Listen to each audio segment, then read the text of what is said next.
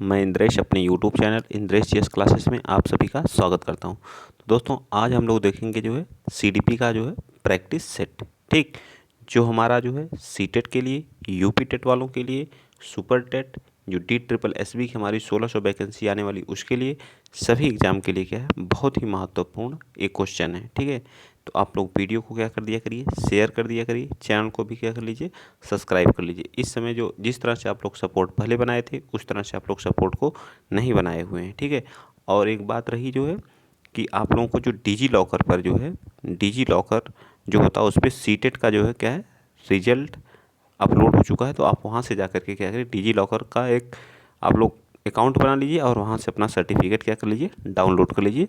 सबका सर्टिफिकेट जो है रिलीज कर दिया गया था। लोग बोल रहे थे बीएड वालों का लिए, बीएड वालों का रोक दिया जाएगा, ऐसा कुछ भी नहीं है। बीएड वाले प्राइमरी में रहेंगे।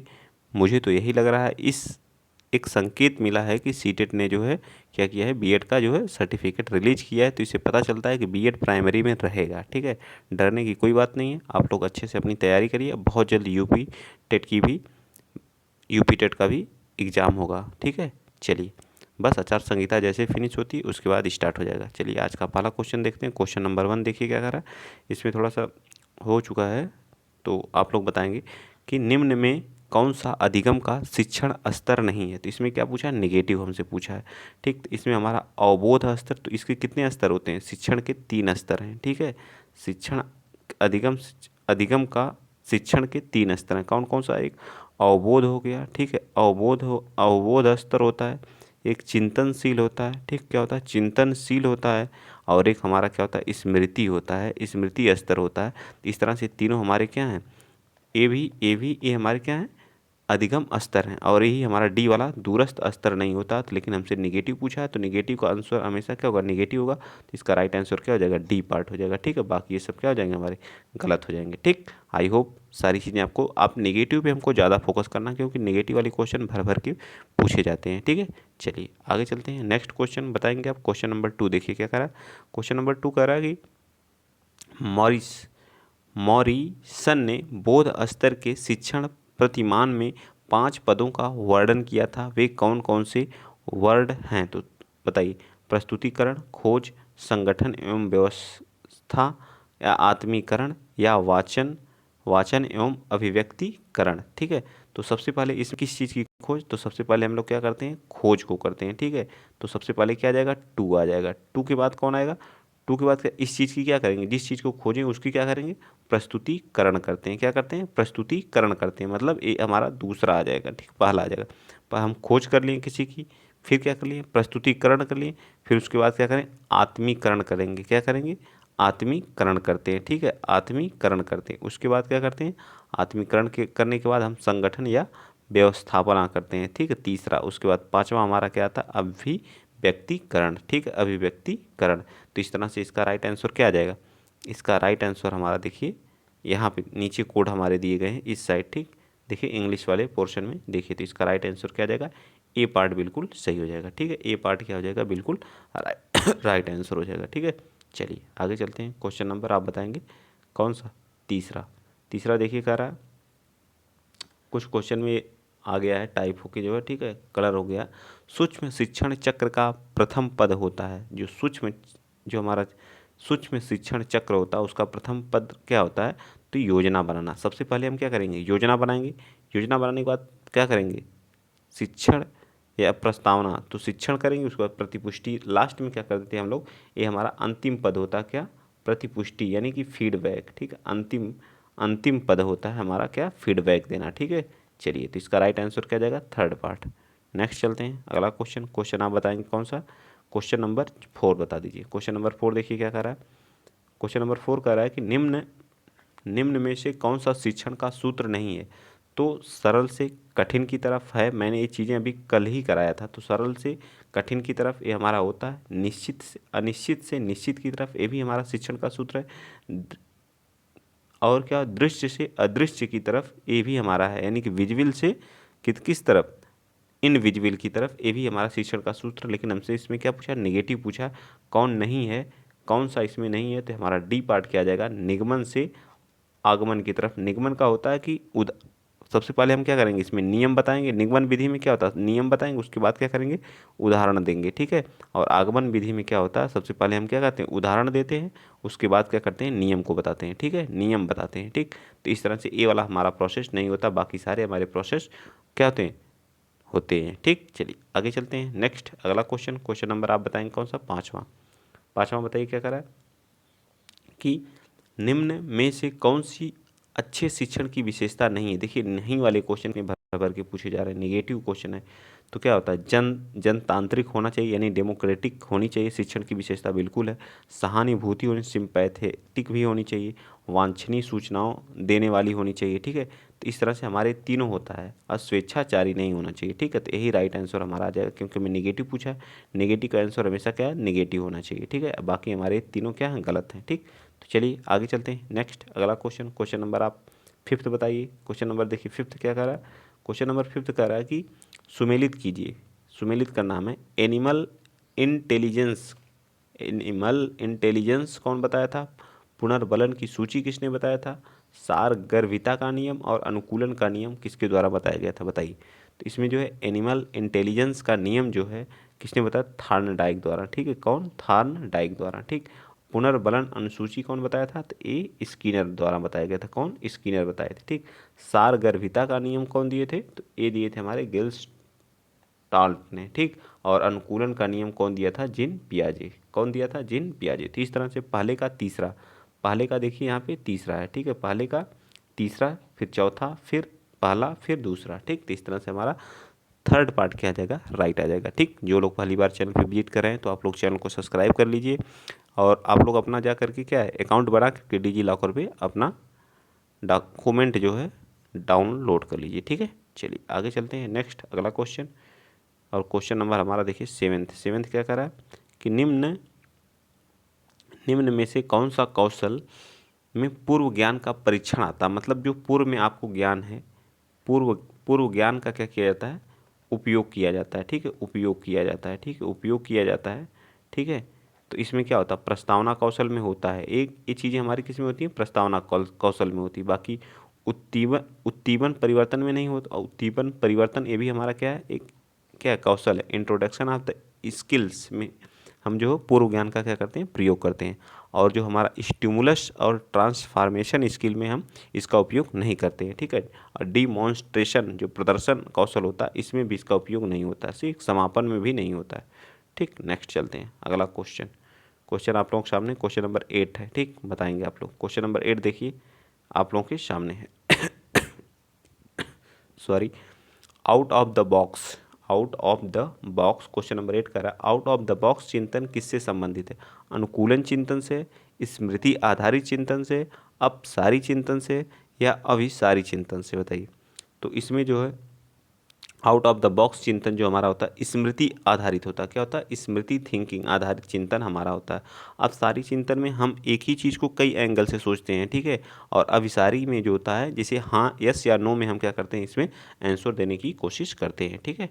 इस तरह के प्रश्न बहुत ही क्वेश्चन भर भर के क्या किए जाते हैं, पूछे जाते हैं। सॉरी सॉरी सॉरी, क्या करा है, out of the box, out of the, sorry मैंने गलती से इसको कर दिया, ठीक है। मतलब एक आउट ऑफ द बॉक्स, एक मतलब बॉक्स में है, बॉक्स में ही इसको आंसर देना है, लेकिन हमें क्या आउट ऑफ द बॉक्स, इस बॉक्स से बाहर जा करके सभी क्या करना है, सोचना है। तो इस तरह का चिंतन क्या कहलाता है, अपसारी कहलाता है, ठीक। तो इस तरह का चिंतन क्या कहलाता है, अपसारी कहलाता है, ठीक। मैंने इसमें थोड़ा सा मिस्टेक कर दी, उसके लिए मैं माफ़ी चाहता हूँ, ठीक है।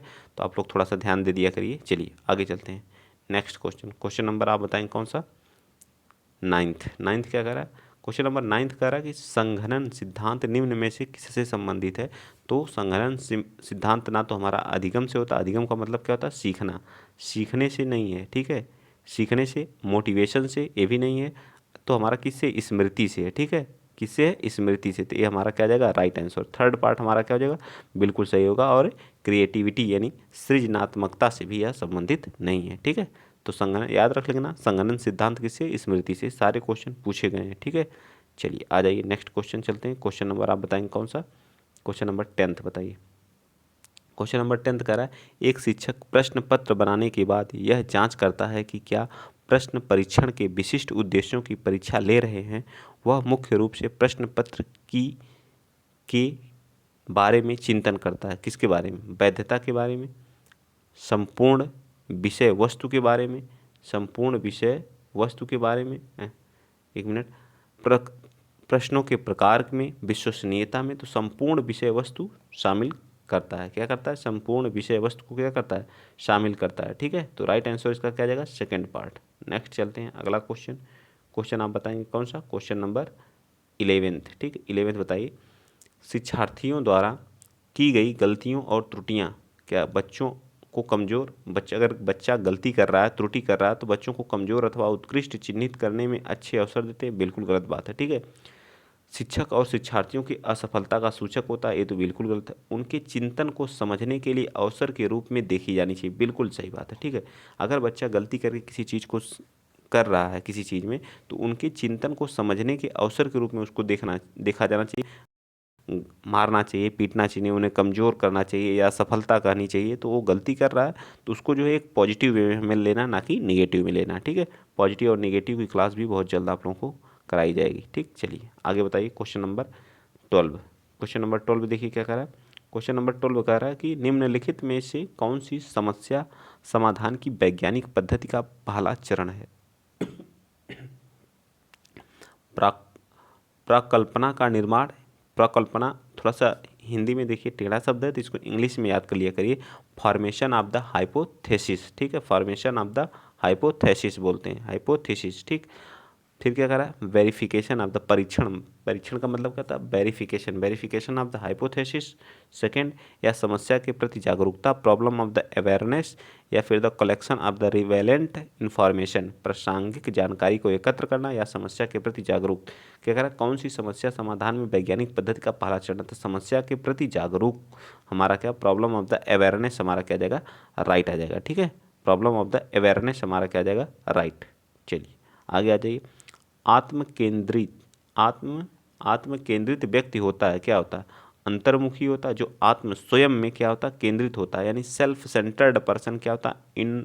इंट्रोवर्ट होता है। क्या होता है? इंट्रोवर्ट होता है, अंतर्मुखी होता है। ठीक है, इंट्रोवर्ट होता है मतलब खुद में जो सेल्फ सेंटर्ड पर्सन होता है वो खुद में क्या होता है? अंतर्मुखी होता है। बहिर्मुखी ना होकर के क्या होता है? अंतर्मुखी होता है, उभयमुखी नहीं होता है, और ना ही सामाजिक निर्भर होता है। ठीक है, यह क्या होता है? अंतर्मुखी होता है, जो सेल्फ सेंटर्ड व्यक्ति होते हैं। ठीक है, आ जाइए नेक्स्ट चलते हैं। क्वेश्चन नंबर आप बताएंगे 14। क्वेश्चन नंबर 14 देखिए क्या कह रहा है। उदाहरण, निरीक्षण, विश्लेषण, वर्गीकरण, नियमीकरण निम्नलिखित में से किस विधि के सोपान है? तो सबसे पहले इसमें क्या आ रहा है? उदाहरण। तो मैंने अभी आपको बताया था कि उदाहरण विधि में क्या होता है? आगमन विधि में सबसे पहले हम इसमें क्या करते हैं? उदाहरण देते हैं, उसके बाद क्या करते हैं? नियम को बताते हैं। ठीक, क्या करते हैं? देखिए यहाँ उदाहरण आप दिए, उसके बाद क्या कर रहे हैं? नियम बता रहे हैं। तो कौन सी विधि में हो रहा है? आगमन विधि में होता है। निगमन विधि इसी का जस्ट उल्टा होती है। इसमें हम पहले क्या करते हैं? नियम को बताते हैं। जैसे मैथ में होता है, सबसे पहले हम क्या नियम को बताते हैं, फिर क्या करते हैं? उदाहरण समझाते हैं। ठीक है, समझ में आया? ये सारी चीज़ें आपको समझ में आनी चाहिए, बहुत ही आसान क्वेश्चन है। आगे आ जाइए। क्वेश्चन नंबर आप बताएंगे 15।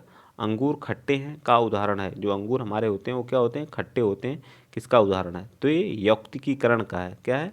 रेशनलाइजेशन का है। ठीक है, रेशनलाइजेशन का है। ठीक है, ना तो दमन का है, ना ही प्रतिगमन का है, ना ही प्रतिक्रिया निर्माण का। तो यह किस चीज़ का है? रेशनलाइजेशन का है, याद रखेंगे जो। चलिए आ जाइए आगे चलते हैं। नेक्स्ट क्वेश्चन आप बताएंगे 16 क्या करा? क्वेश्चन नंबर 16 देखिए, इस तरह के क्वेश्चन भी हमारे पूछे जाते हैं किसमें जो है जो हमारा सीडीपी हो गया उसमें भी। भारतीय संविधान के किस अनुच्छेद में 6 से 14 आयु वर्ग के बच्चों को निःशुल्क व अनिवार्य शिक्षा का अधिकार शामिल किया गया है? तो 6 से 14 वर्ष के बच्चों को निःशुल्क और अनिवार्य शिक्षा का अधिकार जो हमें आर्टिकल किसमें 21 के ए में है। ठीक है, स्वतंत्रता का अधिकार हमारा दिया गया है किसमें? इसी में जो है स्वतंत्रता का अधिकार। ठीक है, स्वतंत्रता का अधिकार हमें दिया गया है कहाँ से कहाँ तक? 18 से लेके 22 तक। ठीक, इसी में हमारा एक अनुच्छेद है 21 का ए, उसी में जो है शामिल है 6 से 14 वर्ष के आयु के बच्चों को निःशुल्क शिक्षा का और अनिवार्य शिक्षा का अधिकार। ठीक, चले नेक्स्ट आ जाइए। नेक्स्ट चलते हैं। क्वेश्चन नंबर 17 बताएंगे आप लोग। शिक्षण का सत्तावादी स्तर होता है। जो शिक्षण का जो सत्तावादी स्तर होता है, शिक्षक केंद्रित होता है। क्या होता है? शिक्षक केंद्रित। अगर सत्तावादी की बात की जाए तो क्या होता है? शिक्षण जो शिक्षक केंद्रित होता है। ठीक है, और छात्र केंद्रित। अब बच्चे को कभी भी सीखने के लिए जो हमेशा क्या छात्र केंद्रित होना चाहिए। ठीक, नेक्स्ट चलिए अगला क्वेश्चन, क्वेश्चन नंबर आप बताएंगे 18। क्वेश्चन नंबर 18 क्या कह रहा है, देखिए क्वेश्चन नंबर 18 कह रहा है, क्वेश्चन नंबर 18 कह रहा है कि मूल्यों के वर्गीकरण में सम्मिलित नहीं है। बताइए, आध्यात्मिक मूल्य, एन केन प्रकारेण धन अर्जन का मूल्य, नैतिक मूल्य, सांस्कृतिक मूल्य। तो ये हमारे जो वर्गीकरण में है जो है, तो नैतिक मूल्य भी हमारा शामिल है, सांस्कृतिक मूल्य भी है और आध्यात्मिक मूल्य भी है। लेकिन एन प्रकरण से या चोरी से या किसी तरह से अगर आप धन का अर्जन कर रहे हैं तो यह हमारा जो है वर्गीकरण के मूल्य में हमारा शामिल नहीं किया जाता है। आध्यात्मिक मूल्य, नैतिक मूल्य और सांस्कृतिक मूल्य हमारे क्या किए जाते हैं, शामिल किए जाते हैं। ठीक है, चलिए classification of the value does not includes, ठीक, ये क्वेश्चन था हमारा। चलिए आगे चलते हैं, नेक्स्ट क्वेश्चन, क्वेश्चन आप बताएंगे 19। देखिए क्या कह रहा है कि स्मृति स्तर एवं बोध स्तर के शिक्षण प्रति मान की संरचना में कौन सा सोपान उभयनिष्ठ है। बताइए, अन्वेषण, सामान्यीकरण, तैयारी या प्रस्तुतिकरण। तो इसमें कौन सा हमारा क्या होता है, सामान्य होता है। बताइए कौन सा होता है, तो प्रस्तुतिकरण।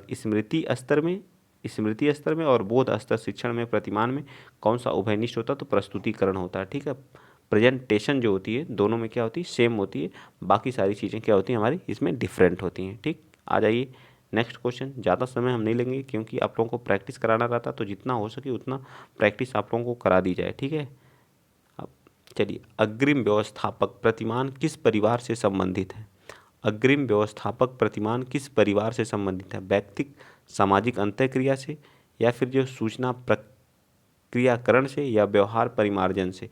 तो यह किससे है, बताइए। अग्रिम जो व्यवस्थापक प्रतिमान किस परिवार से संबंधित है, तो यह हमारे जो किससे हैं, इंफॉर्मेशन प्रोसेसिंग से है। ठीक है, यानी कि सूचना प्रक्रियाकरण से है। किससे है, सूचना प्रक्रियाकरण से, जिसको इंग्लिश में क्या बोलते हैं, इंफॉर्मेशन प्रोसेसिंग। ठीक है, इंफॉर्मेशन प्रोसेसिंग। ठीक, चलिए आ जाइए नेक्स्ट चलते हैं, क्वेश्चन नंबर 21 देख लेते हैं हम लोग जो है 21। ठीक, आ जाए, हाँ ठीक है, कोड भी हम लोगों का यहाँ आ गया। तो कह रहा है शैक्षिक सुधारों में प्रभावी विकेंद्रीकरण तभी संभव होगा जब, कब होगा बताइए, जब खंड व संकुल संदर्भ केंद्रों की भागीदारी बढ़े। बिल्कुल सही, जब खंड और संकुल संदर्भ की केंद्रों की भागीदारी बढ़ेगी तभी हम जो है शैक्षिक सुधारों में प्रभावी विकेंद्रीकरण संभव कर पाएंगे। ठीक है, नेक्स्ट कह रहा है कि स्थानीय संदर्भ व्यक्ति उपलब्ध हो। बिल्कुल, स्थानीय अगर विकेंद्रीकरण करना, प्रभावी करना है तो स्थानीय संदर्भ में व्यक्ति वहाँ क्या हो, उपलब्ध हो, जो वहाँ की स्थिति को जानते हों। अगला कह रहा है कि अध्यापकों के पास जो है संसाधन और क्या हो, प्रासंगिक सामग्री भी मौजूद हो। बिल्कुल सही बात, अध्यापक के पास अगर संसाधन और प्रासंगिक सामग्री नहीं उपलब्ध होगी तो क्या शैक्षिक सुधार प्रभावी हो सकेगा, बिल्कुल नहीं हो सकेगा। तो इस तरह से हमारा तीनों हमारा क्या आ जाएगा, राइट आ जाएगा। तो हमें तो कोड हमारा नीचे दिया गया है, तो नीचे हमारा चौथा ऑप्शन क्या हो जाएगा, 1 2 3, तीनों हमारे क्या आ जाएंगे, राइट आ जाएंगे। ठीक है, 1 2 3। चलिए नेक्स्ट चलते हैं, अगला क्वेश्चन, क्वेश्चन कर रहा है कि पश्च अन्वेषण जो हमारा क्या होता है, पश्च अन्वेषण होता है, जो पश्च अन्वेषण जो होता है, पश्च अन्वेषण तथा साधन साक्ष्य विश्लेषण निम्न में से किसके उदाहरण है। बताइए, स्वतः शोध के हैं, एल्गोरिदम के हैं, बिल्कुल गलत बात है, ना तो सेल्फ रिसर्च के हैं, ना ही एल्गोरिदम के हैं, ना ही मानसिक वृत्ति के हैं, ये प्रक्रियात्मक फंक्शनल स्टेबिलिटी के हैं। स्टेबिलिटी स्थिरता जिसको बोलते हैं, फंक्शनल स्टेबिलिटी या स्थिरता जिसको कहते हैं, प्रक्रियात्मक क्या कह रहा है कि पश्च अन्वेषण जो है, पश्च अन्वेषण तथा साधन साक्ष्य विश्लेषण निम्न में से किसके उदाहरण हैं, उदाहरण हैं पूछा। ठीक, तो ये हैं जो है स्वतः शोध के हैं, सेल्फ रिसर्च के हैं। ठीक है, सेल्फ रिसर्च के हैं। चलिए आगे आ जाइए, नेक्स्ट अगला क्वेश्चन, क्वेश्चन आप लोगों के सामने है, सृजनात्मकता मौलिक परिणामों को अभिव्यक्त करने की क्या है, एक क्या है, मानसिक प्रक्रिया। यह कथन किसने दिया था, मानसिक प्रक्रिया है, यहाँ रहेगा मानसिक, मानसिक रहेगा। ठीक है, मानसिक प्रक्रिया है। ठीक, तो यह कथन किसके, कोल एवं ब्रूस ड्रेहलल का या डिहॉन का या क्रोक्रो का। तो यह क्या है, क्रोक्रो का है। ठीक, इन्होंने कहा था creativity is the mental process of A expressing original results. The statement मतलब क्रोक्रो का स्टेटमेंट है। ठीक, बस इतना आप लोगों को याद रखना। चलिए क्वेश्चन नंबर आप बताएंगे 24। बताइए, दिए गए प्राप्तांकों के समूह में जो प्राप्तांक बहुधा सबसे अधिक बार आता है उसे क्या कहता है। अगर मान लीजिए क्या है, 1 2 3 4 4 4 6 7 8, तो इसमें जो सबसे ज़्यादा बार आता है उसको क्या कहते हैं, बहुलांक कहते हैं। क्या कहते हैं, बहुलांक कहते हैं। जो बार बार कई बार आए, जो बहुधा अधिक बार आता है, उसे बहुलांक कहते हैं। ठीक, तो राइट आंसर क्या आ जाएगा, ए पार्ट हमारा क्या हो जाएगा, बिल्कुल राइट हो जाएगा। ठीक, ये आज का लास्ट क्वेश्चन है, आप बताएंगे इसको, जो है बताइए क्या कर रहा है। क्वेश्चन नंबर 25, दूसरे व्यक्ति के वाह व्यवहार की नकल है। जो दूसरे व्यक्ति की अगर आप वाह व्यवहार की नकल करेंगे तो क्या कहलाता है, अनुकरण कहलाता है, लर्निंग सीखना कहलाता है, अनुकरण कहलाता है, कल्पना चिंतन तो है नहीं, एकदम आसानी से इसको कर सकते हैं, क्या कहलाता है, अनुकरण। ठीक है, सिमुलेशन बोलते हैं इसको, क्या बोलते हैं इंग्लिश में, सिमुलेशन। अनुकरण को क्या बोलते हैं, सिमुलेशन। और सीखने को क्या बोलते हैं, लर्निंग। कल्पना को क्या बोलते हैं, इमेजिनेशन। चिंतन को क्या बोलते हैं, रिफ्लेक्शन। ठीक है, याद रहेगा ना सारी चीज़ें। चलिए, तो आप बताएंगे 25 में आपके कितने क्वेश्चन हुए। 25 से ये टोटल हम लोग 130 उस क्वेश्चन टाइप किए गए हैं। ठीक है, पर डे हम 25-25 का टारगेट बना के ले चलते हैं। अगर टाइपिंग क्वेश्चन मिल गए हैं तो कर लेते हैं। ठीक है, ये भी क्वेश्चन, ताकि आपको विजिबिलिटी की प्रॉब्लम ना हो। ठीक, चलिए, तो आज के लिए इतना ही। अगर वीडियो अच्छा लगा है तो वीडियो को शेयर करिएगा। अगर मज़ा आ रहा करने में क्वेश्चन तो भी बताइएगा। और हाँ, एनसीएफ 2005 मैंने कल कराया है, तो आप लोग उस वीडियो को जरूर देखिए, बहुत ही अच्छे से, बहुत डिटेल से कराया गया है। आप लोग कहेंगे तो नेगेटिव पॉजिटिव वर्ड वाला भी मैं करा दूंगा। ठीक, वहाँ से आप कम से कम 10 से 10-12 क्वेश्चन कर सकते हैं। ठीक, तो आज के लिए इतना ही। जय हिंद, जय भारत।